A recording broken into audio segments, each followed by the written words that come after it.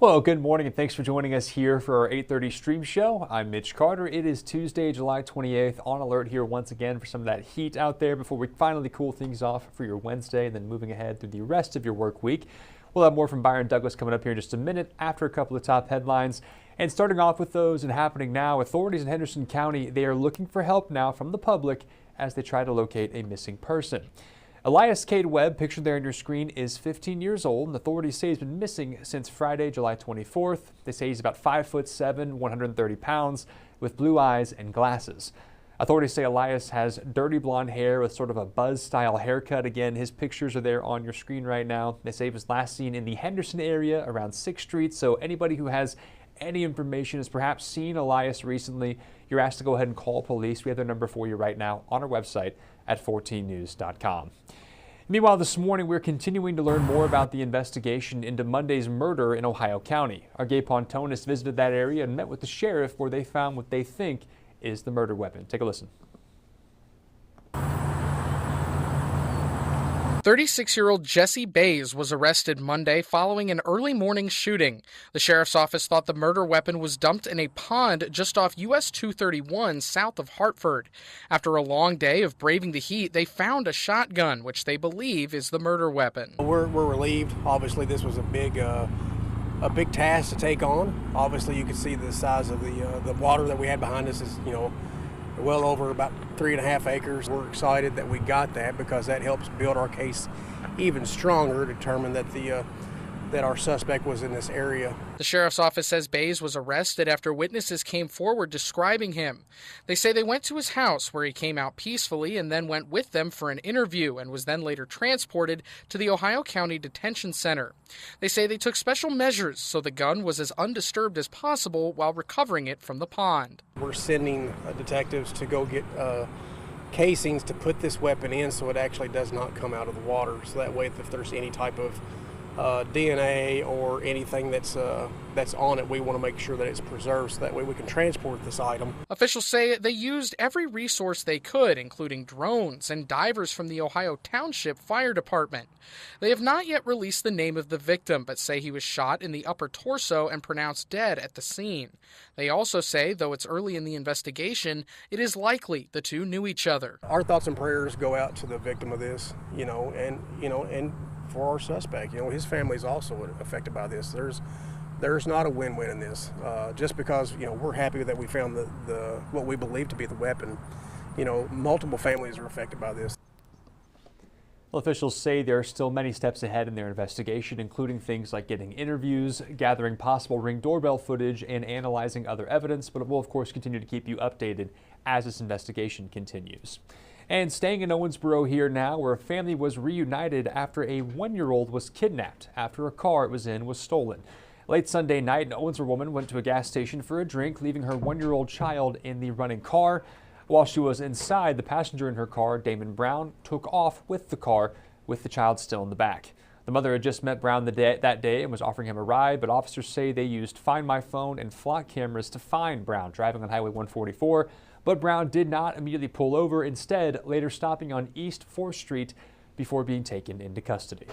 This is why we got into this job. It's more or less that we were here to help people, and this was the best thing, the outcome that we could have had, that he gave up with no incident, and then we were able to safely return the child with no problems. That's what we really want. Well, the suspect, Damon Brown, is facing several charges now, including theft and kidnapping.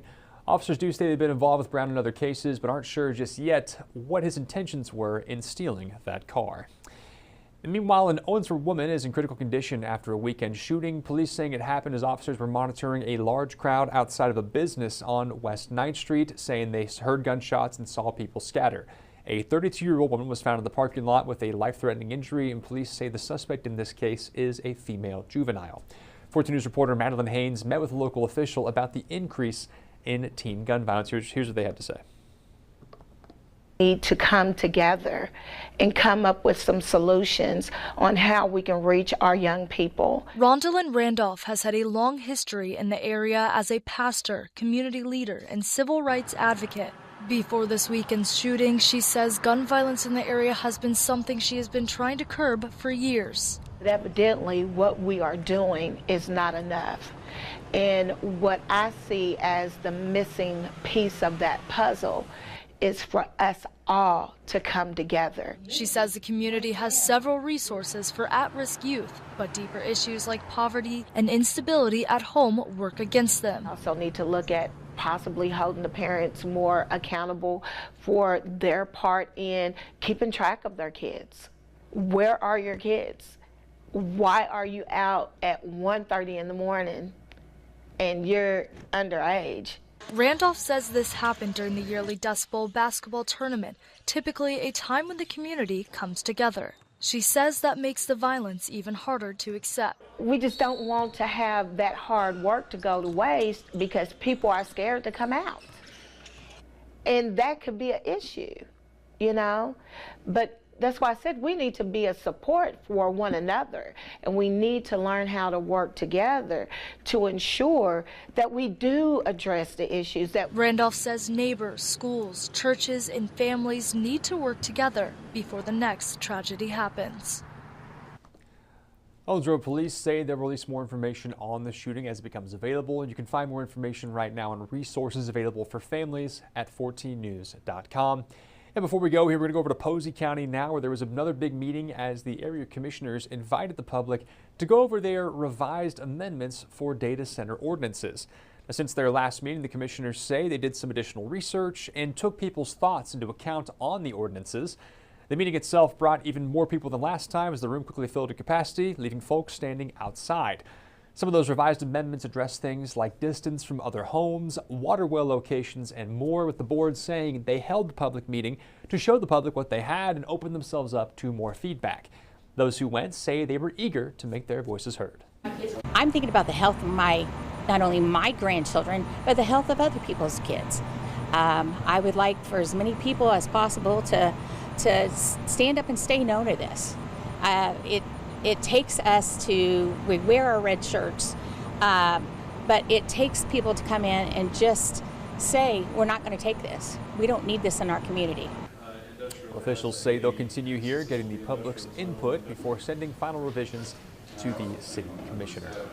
All right, now 8:37 here on your Tuesday morning. As I mentioned, on alert here still for that heat out there. If you're outside at all right now or getting ready for the day, you've already no doubt noticed that. It is already very, very warm at 8:30-ish this morning, only getting hotter as the day goes on, but there is relief in the forecast as things really cool off Wednesday through the rest of our work week. For now, those joining us this morning, Libby, good morning. Laura, good morning. Please enjoy that day off of work. That's great. I'm jealous. But once again, 8:37 here this morning, coming up on 8:38. We are on alert, though, so stick around. After the break, we'll have more from 14 First Alert meteorologist Byron Douglas as he breaks down, what to expect for your Tuesday in particular and how things are shaking out for the rest of your work week. But for those joining us this morning, thank you. We appreciate it as always. Have a great rest of your day. Stay cool, and we'll see you back here bright and early tomorrow. Take care.